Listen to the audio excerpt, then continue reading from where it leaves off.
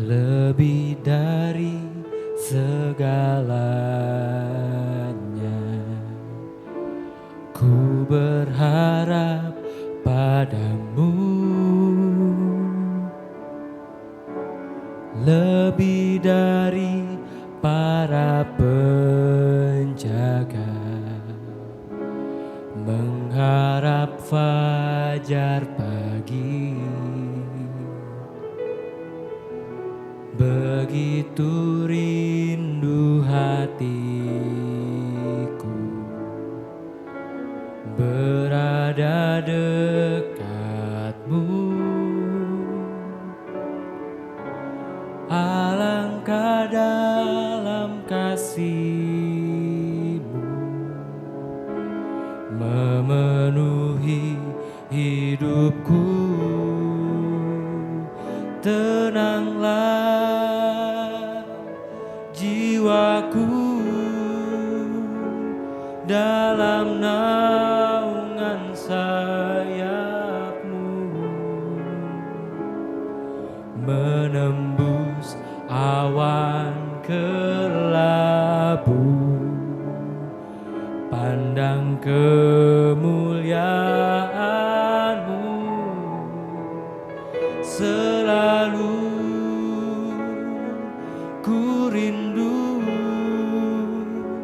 lekat dalam hati-Mu,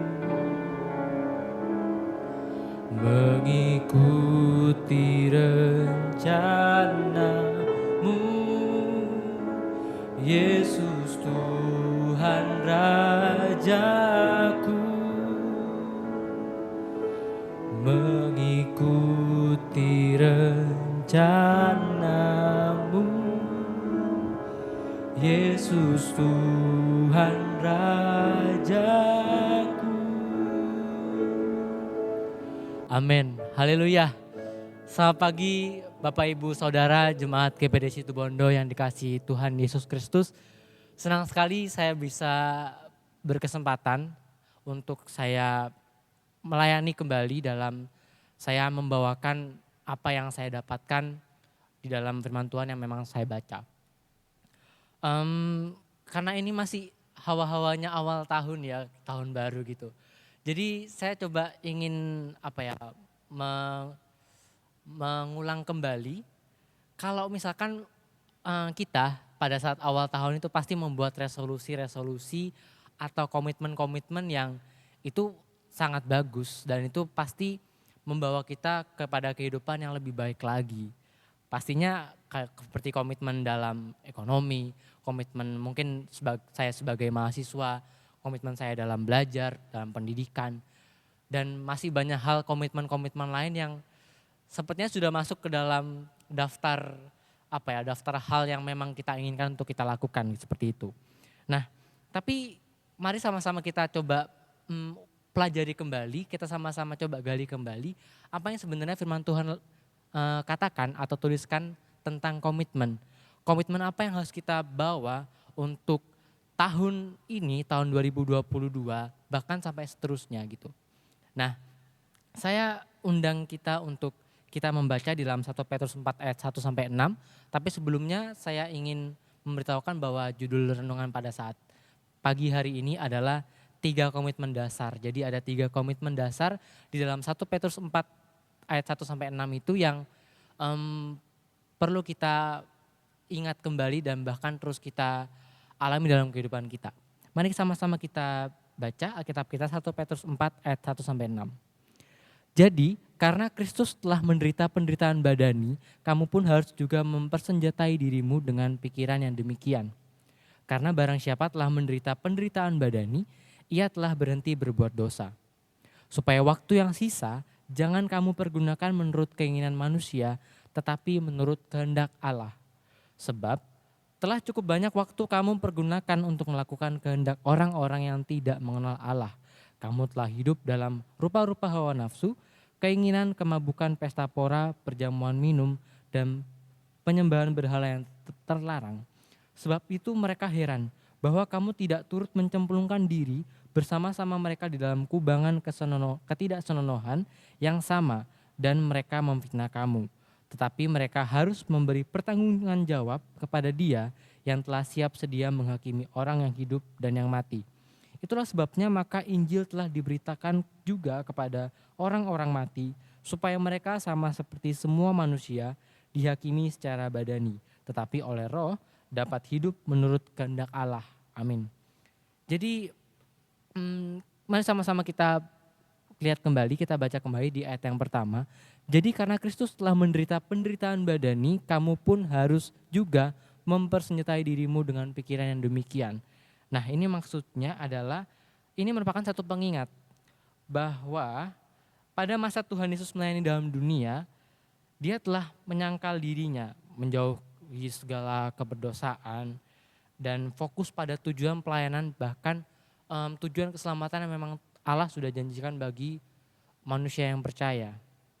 Nah, dalam versi bahasa Inggris, kalau di ayat pertama ini, di versi ESV atau English Standard Version, penderitaan badani itu dituliskan sebagai suffered in the flesh. Maksudnya itu adalah menderita di dalam kedagingan. Nah, perlu kita ingat kembali bahwa sebagaimana Yesus Kristus itu selain 100% Allah, Dia juga adalah 100% manusia yang pastinya juga merasakan bagaimana dosa itu sangat menggoda di dalam dunia seperti itu. Nah, Kristus sendiri juga telah menyangkal kedagingannya, mengikuti apa kehendak Allah, bahkan setia sampai mati di kayu salib, bahkan membawa keselamatan bagi kita sampai akhir. Untuk orang percaya pastinya.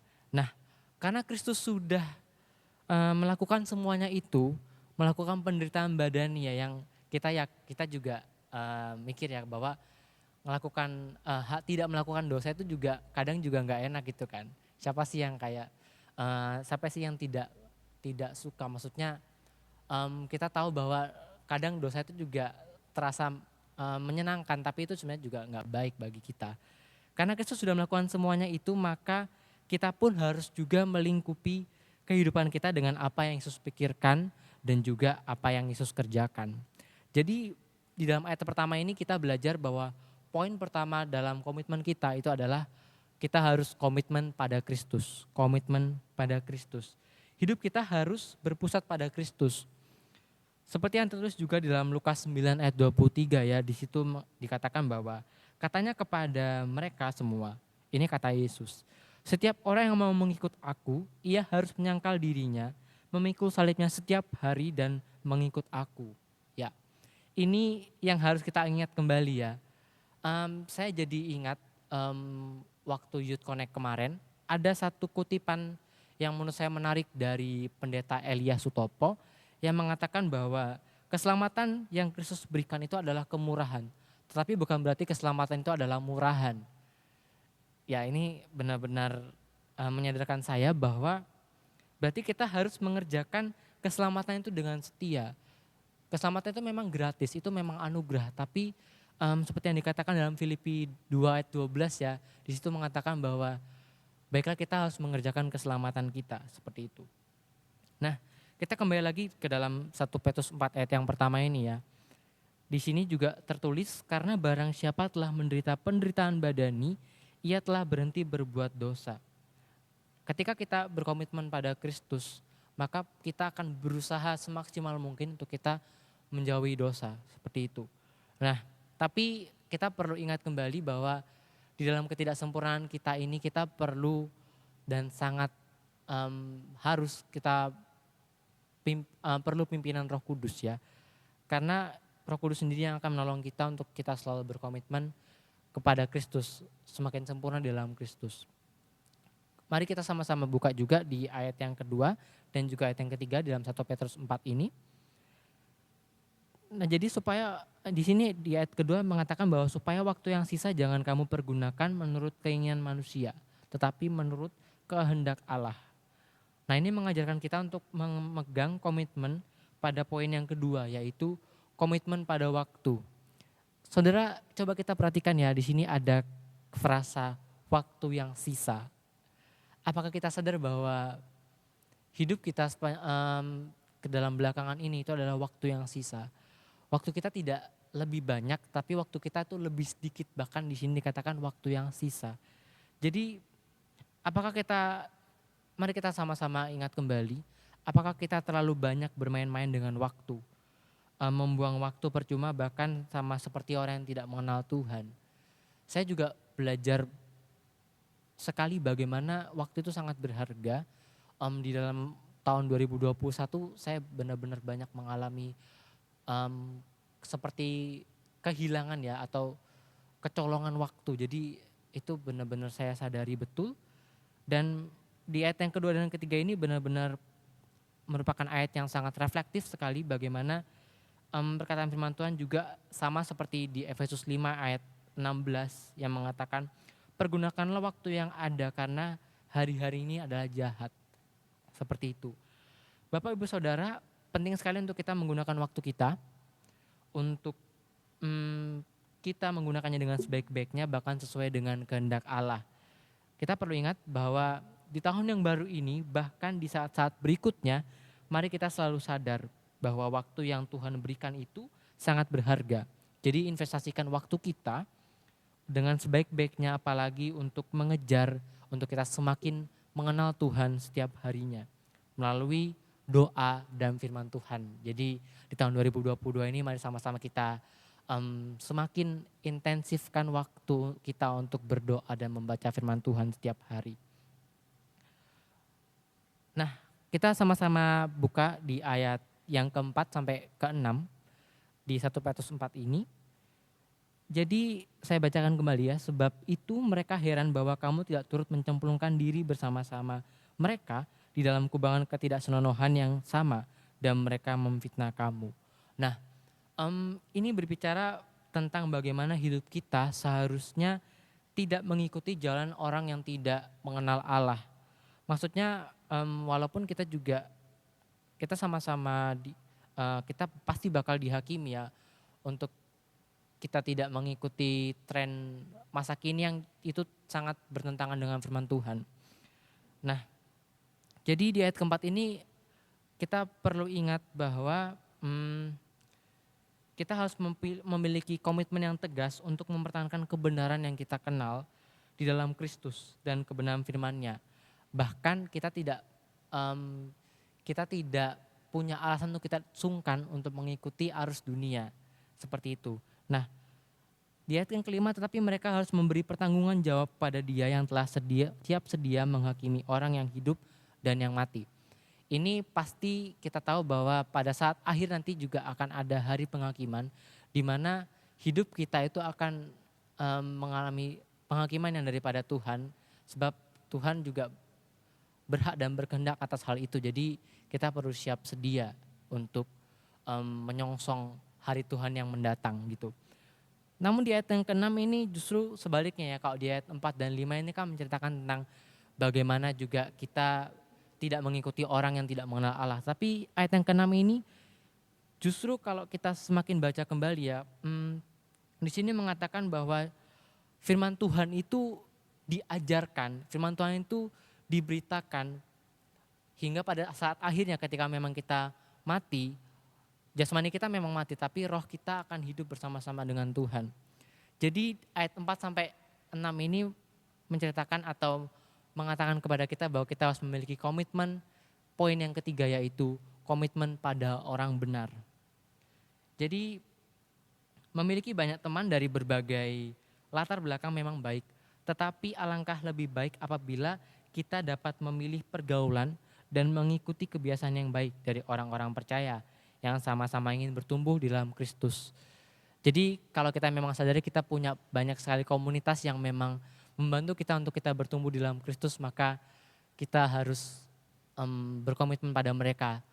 Maksudnya berkomitmen untuk tetap menjaga hubungan kita dengan mereka, sama-sama membangun satu dengan yang lainnya. Sebab di firman Tuhan kan juga dibilang bahwa pergaulan yang buruk merusak kebiasaan yang baik gitu.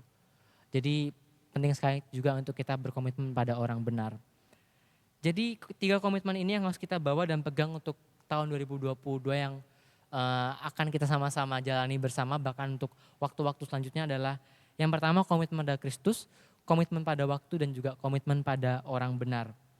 Jadi saya berdoa bahwa Roh Kudus sama-sama akan menolong kita untuk kita memiliki komitmen ini bersama-sama. Dan kita sama-sama semakin dekat mengenal Tuhan dan semakin disempurnakan oleh Tuhan. Dan hidup kita semakin berkomitmen untuk kita berpusat pada Kristus. Sekian renungan yang dapat saya bagikan. Semoga benar-benar sama-sama kita jalankan bersama. Dan ini semua lagi-lagi tentang Kristus dan hidup kita adalah anugerah. Terima kasih, Tuhan memberkati.